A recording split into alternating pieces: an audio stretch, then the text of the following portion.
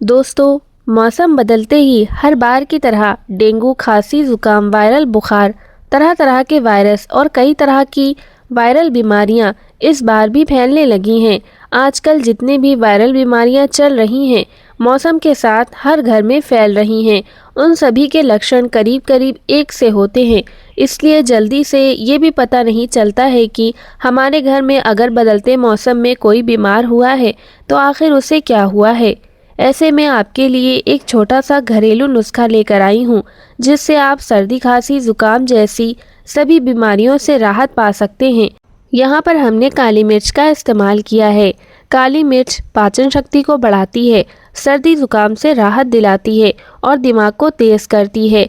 काली मिर्च शरीर की रोग प्रतिरोधक क्षमता को बढ़ाती है। इसमें एंटीसेप्टिक और एंटीबैक्टीरियल गुण होते हैं जो शरीर को संक्रमण से बचाते हैं। दूसरी चीज़, हमने यहाँ पर लौंग का इस्तेमाल किया है। लौंग और शहद को मिलाकर चूसने से गले का दर्द और खांसी दोनों में आराम मिलता है। लौंग शरीर की रोग प्रतिरोधक क्षमता यानी कि इम्यूनिटी को बढ़ाती है और उसको मजबूत करती है। पाचन शक्ति में ये बहुत ही ज़्यादा कारगर साबित होती है। लौंग पाचन को बेहतर बनाती है और गैस, बदहजमी, पेट दर्द से राहत देती है। अगर आपके दांत में दर्द है या मसूड़ों की सूजन है तो उसमें लौंग चबाना या लौंग का तेल लगाना बहुत ही ज़्यादा फायदेमंद होता है। अब इनको हम हल्का सा ड्राई रोस्ट करेंगे, यानी बिना तेल डाले इनको सूखा ही भूनेंगे। बिल्कुल ज़रा सा 2 से 3 मिनट ही आपको इनको भूनना है।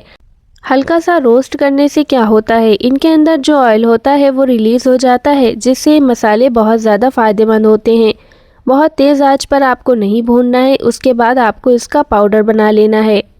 अब यहाँ पर हम अदरक का इस्तेमाल करेंगे। अदरक को आप कूट कर भी डाल सकते हैं या चाहें आप तो कद्दूकस की सहायता से आप इसको कस भी सकते हैं। यहाँ मैंने एक कद्दूकस लिया है, उसकी सहायता से इसको हम अच्छे से ग्रेट लेंगे।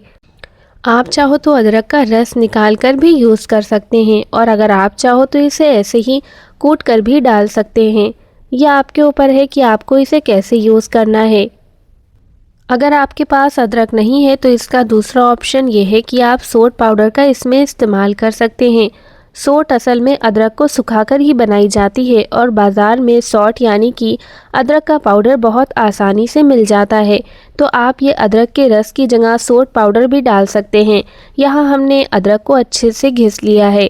इसके बाद यहाँ पर हम गुड़ का इस्तेमाल करेंगे। हमने यहाँ पर खजूर वाला गुड़ लिया है। अगर आपके पास खजूर वाला गुड़ नहीं है तो आप सादा भी गुड़ ले सकते हैं। आपके पास जो भी गुड़ हो आप उसे ले सकते हैं। उसके बाद एक बर्तन में हम इसको डाल देंगे और थोड़ा सा पानी डालकर हम इसे धीमी आंच पर पकने के लिए छोड़ देंगे, क्योंकि गुड़ जो है वो पिघलना शुरू हो जाएगा। आप देख सकते हैं गुड़ पिघलना शुरू हो गया है। इसके बाद जैसे ही इसमें खौल आती है, हम इसमें कसी हुई अदरक और कुटा हुआ जो हमारा मसाला है उसको ऐड कर देंगे और कम से कम इसको इतना पकाएंगे कि ये गाढ़ा हो जाए। और इसको कम से कम 10 मिनट तक धीमी आंच पर पकाने के बाद ये नुस्खा बिल्कुल आसानी से तैयार हो जाता है। ये टेस्ट में भी बहुत ही ज़्यादा स्वादिष्ट लगता है, क्योंकि हमने इसमें गुड़ का इस्तेमाल किया है। गुड़ मीठा मीठा लगता है तो बच्चे भी बहुत आसानी से खा लेते हैं। और आपको ये इकट्ठा बनाकर रख लेना है, किसी शीशी में भर के रख लीजिएगा।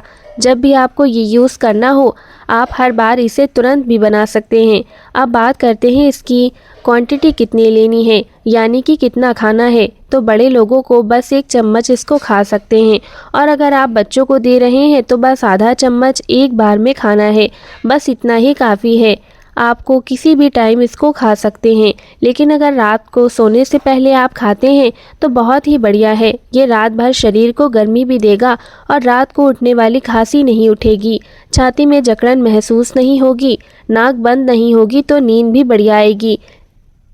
लेकिन अगर आप इसे खाने के बाद पानी नहीं पीते हैं तो ज़्यादा ही अच्छा होगा।